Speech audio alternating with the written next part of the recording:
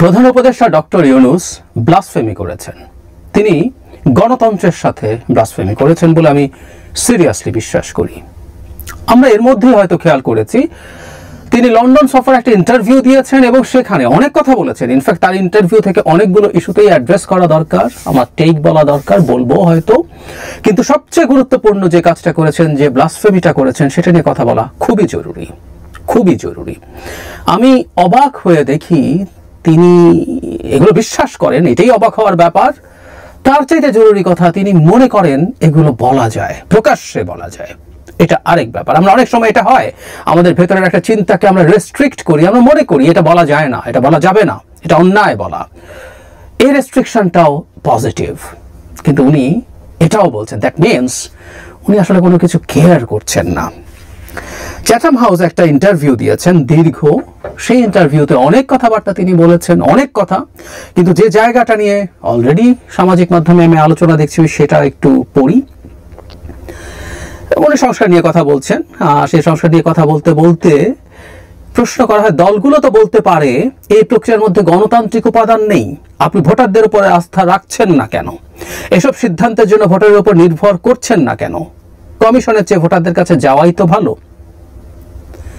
জবাবে ডক্টর ইউনূস বলেন, এমনটা যদি হয় তারা পারতেন, ভালো হতো। তারপর তিনি বলছেন, কিন্তু অনেক জটিল বিষয় আছে, শেষ পর্যন্ত আপনি কত টাকা দেবেন, আমি ভোট দেব, টাকা দেবেন, ভোট দেব, ভোটের বিষয়টি এমন হতে পারে। আমরা সেদিকে যেতে চাই না, ভোটাররা এই বিতর্ক প্রতিদিন দেখছেন। তারপর তিনি বলছেন আর কি যে সবগুলো করে যদি দলের সর্বসম্মতির ভিত্তিতে পাওয়াগুলো নিয়ে তারা কাজ করবেন। আমি এই জায়গাটা আবার পড়ি, এমনটা যদি করতে পারতেন ভালো হতো, কিন্তু অনেক জটিল বিষয় রয়েছে, শেষ পর্যন্ত আপনি কত টাকা দেবেন, আমি ভোট দেব, টাকা দেবেন, ভোট দেব, ভোটের বিষয়টি এমন হতে পারে, আমরা সেদিকে যেতে চাই না। প্রশ্নকর্তা তাকে জিজ্ঞেস করছেন যে এটা তো ভুল না, কারণ হলো একটা সংস্কারে মূলত রাজনৈতিক দলগুলো, কতগুলো কমিশন তৈরি হয়েছে, তারা এগুলো নিয়ে সুপারিশমালা তৈরি করেছেন, সেগুলোর ভিত্তিতে একটা ঐক্যমত্য কমিশন এখন সবার সাথে, সব রাজনৈতিক দলের সাথে আসলে কথা বলছেন, এবং এই কথা বলার মাধ্যমেই এই সংস্কার কি হবে না হবে সেটা বলা হচ্ছে। রাদার প্রশ্নকর্তা বলছেন তার সাথে ভোটারের কাছে যাওয়া, যে কি কি সংস্কার কে করবে না করবে সেটার ভিত্তিতে জনগণ ভোট দিক। যে কথাটা আমি অনেক সময় বলি, আমরা এনসিপিকে দেখি তারা বিএনপিকে খুবই ব্লেম করেন যে বিএনপি এটা মানে নাই, ওটা মানে নাই, এবং আমি আগেও বলেছি, আবারও বলছি, বিএনপির কিছু না মানার সাথে আমার নিজেরই স্পষ্ট দ্বিমত আছে। কিন্তু আমি এটাও তাদেরকে বলি, যদি তাই হয়, তারা বলেন জনগণ তো সংস্কার চায়, তো জনগণ যদি সংস্কার চায়, এটাকে নির্বাচনের তাদের ইশতেহারে পরিণত করুক, তারা তাদের রাজনৈতিক এজেন্ডায় পরিণত করুক, জনগণের কাছে ভোট চাক, এবং জনগণ যদি চায় তারা বিএনপিকে প্রত্যাখ্যান করে এনসিপিকে ভোট দিয়ে ক্ষমতায় নিয়ে আসবে, তারপর তারা সংস্কার বাস্তবায়ন করুন, এটি তো হতেই পারে। এটাই আসলে গণতন্ত্রের পথ।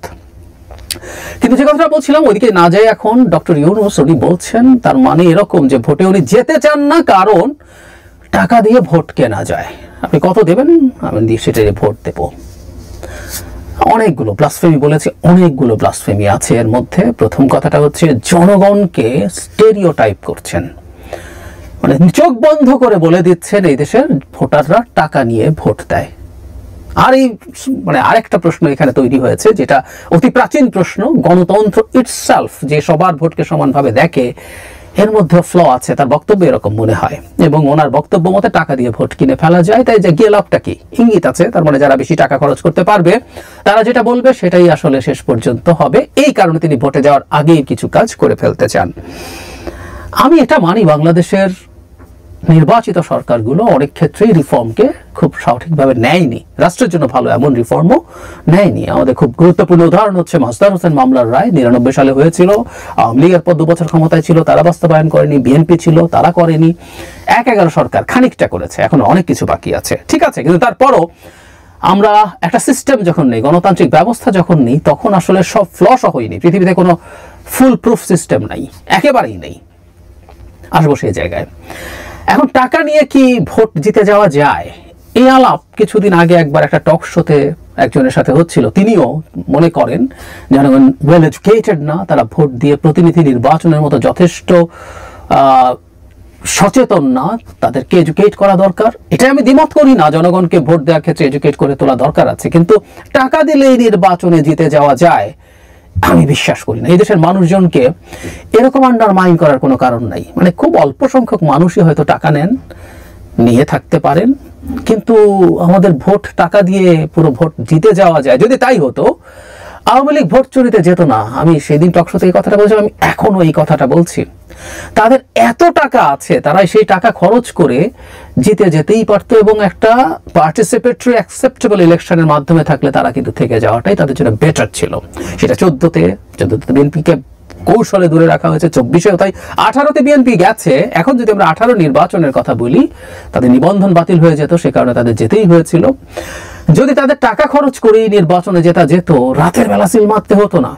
আওয়ামী লীগের হাতে বেসুমার টাকা ছিল, যে টাকা দিয়ে এই টাকার সাথে বিএনপি কোনোভাবে তুলনীয় হতে পারতো না। হাজার হাজার কোটি টাকা তারা খরচ করতে পারতো, এবং তাতে যদি সেভাবে তারা জিতে আসতো, সেটাই তাদের জন্য সেফার ছিল। এবং সেটা জেতা গেলে আওয়ামী লীগ সেভাবেই জিততে চাইতো বলে আমি দৃঢ়ভাবে বিশ্বাস করি।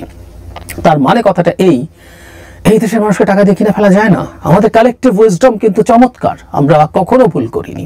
সেটা শেখ হাসিনাও জানেন, সে কারণে উনি 14 সালে ট্রিক করেছেন, তত্ত্বাবধায়ক সরকার বাতিল করেছেন ম্যানিপুলেট করার জন্য। 18 বা পরবর্তীতেও একই পরিস্থিতি, উনি ম্যানিপুলেট করতে চেয়েছেন, এটা উনি জানেন, সেই কারণে এই কাজটা করেছেন। সুতরাং গণতন্ত্রে আমরা কোনো মানুষ টাকা নিচ্ছে কি নিচ্ছে না, কিছু মানুষ যাই করুক না কেন, দিনের শেষে আমাদের জনগণ সঠিক সিদ্ধান্ত দেয়, এটা ফর শিওর। এটা একেবারেই আমরা সব সময় দেখেছি। ক্ষমতাসীন দল বাংলাদেশে ফেয়ার নির্বাচনে ক্ষমতায় টিকে থাকেনি, কারণ জনগণ তাকে সমস্যা দেখেছে, তাকে সরিয়ে দিয়েছে। একটা কথা একটু যোগ করে রাখা ভালো, সেটা হলো গণতন্ত্রের ভাবে টাকা খাই বা না খাই ভুল সিদ্ধান্ত হতে পারে, but it's the part of the democracy. আমি একটা সিস্টেমের সুবিধা নেব, কোনো সমস্যা থাকলে সেটা চেষ্টা করবো কমাতে, কিন্তু কিছু কিছু সমস্যা থাকলে সেটাও আমাকে মানতে হবে। ব্যাপারটা এইরকমই। প্রায় বলা হয়, এটা একটা খুবই কমন উদাহরণ, যে ব্রেক্সিট হলো, ব্রেক্সিটকে এখন মনে করা হয় যে সিদ্ধান্তটা সঠিক ছিল না, কিন্তু এটা একটা ডেমোক্রেটিক ডিসিশন ছিল। তো এটা হতে পারে, কিন্তু এটা সবাই মেনে নিতে হবে। বলছিলাম যে অনেক পুরনো একটা তর্ক আছে, আলোচনা আছে, যে সক্রেটিসের এই আলোচনা শুরু করেছিলেন। পৃথিবীতে ডেমোক্রেসির সূতিকাগার যে গ্রিক সিটি স্টেটগুলো, এথেন্সে তখন অনেক সাধারণ ধরনের সিদ্ধান্তেও ভোট নিয়ে সেগুলো নেওয়া হতো, এবং উনি এটা পছন্দ করতেন না। তিনি ওই একই কথাই মনে করতেন যে এরা কি দেয়ার, যে কে কি করবে সেটা কি যথেষ্ট। উনি একটা জাহাজের উদাহরণ দিতেন প্রায়, সেটা হচ্ছে যে জাহাজ যখন ঝড়ে পড়ছে, তখন ওটার যিনি ক্যাপ্টেন আছেন, তিনি জনগণের ভোট নিয়ে কি সিদ্ধান্ত নেবেন, কি করবেন না করবেন, নাকি উনি নিজের জ্ঞান বুদ্ধি দিয়ে নেবেন। যুক্তিটা ঠিক না, আসলে যুক্তিটা ঠিক না। কারণ হলো ওখানে এই ধরনের মানুষকে তার একটা সবকিছু মিলে, আমরা এখনকার কথা যদি চিন্তা করি, কারো একটা একাডেমিক ব্যাকগ্রাউন্ড এক্সপিরিয়েন্স দেখে আমরা কাউকে দেই, কিন্তু মানে ডেমোক্রেটিক প্রসেস বা দেশ চালানোর জন্য কোনো কোর্স টোর্স করে দেশ চালানো শিখিয়ে তারপর তাকে আমরা অ্যাপয়েন্ট করব, প্রশ্ন তাহলে ওইটা আছে, অ্যাপয়েন্ট কে করবে, কিভাবে করবে, এবং ওটা জেনে শুনে গিয়েও খুব ভালো কিছু করবে? No way. সক্রেটিস এটাও বলতেন যে এই যখন ভোটের প্রশ্ন আসে, তখন ডেমাগগরা পপুলিস্টরা ভালো করেন। ইয়াস, এগুলো আমাদের ডেমোক্রেসির ফ্লস। পৃথিবীতে ডেমাগগরা নির্বাচিত হচ্ছেন, পপুলিস্টরা নির্বাচিত হচ্ছেন, এগুলো সব মেনে নিয়ে আবার ডেমোক্রেটিক প্রসেসের মধ্যে থাকলেই এগুলো শুধরে আসার সুযোগ থাকে, সম্ভাবনা থাকে। ডেমোক্রেসি থাকলেই একজন ডিকটেটর স্থায়ী হয়ে যেতে পারে না, ডিকটেটর ক্ষমতায় যেতে পারেন। ট্রাম্প একবার আউস্টেড হয়েছেন, আবার গেছেন, কিন্তু আউস্টেডও হয়েছেন নির্বাচনের মাধ্যমে। ভারতে বিজেপিরও নির্বাচনে ভরাডুবির সম্ভাবনা আছে। যতদিন ওখানে নির্বাচন ব্যবস্থা থাকবে, ভারতের ওই সাধারণ ভোটাররাই, যাদেরকেও টাকা পয়সা বেলানো হয়, তারাই মোদীকে সরিয়ে ফেলতে পারেন। এই প্রবণতা থাকে, এই কাজ করার সম্ভাবনা থাকে। এগুলো মাথায় নিয়েই আসলে আমাদেরকে চলতে হবে। ডেমোক্রেসির ফ্ল আছে, সব সিস্টেমের আছে, কিন্তু অটোক্রেসি বা একদলীয় ব্যবস্থা যেভাবেই বলি না কেন, তার চেয়ে হাজার হাজার গুণ বেটার সিস্টেম। এটা আমাদের জার্নিতে আমরা বুঝেছি, সারা পৃথিবী তার জার্নিতে বুঝেছে। কোনো অল্টারনেটিভ পাওয়া যায় না, আর কোনো অল্টারনেটিভ পাওয়া যাবে বলে মনেও হয় না।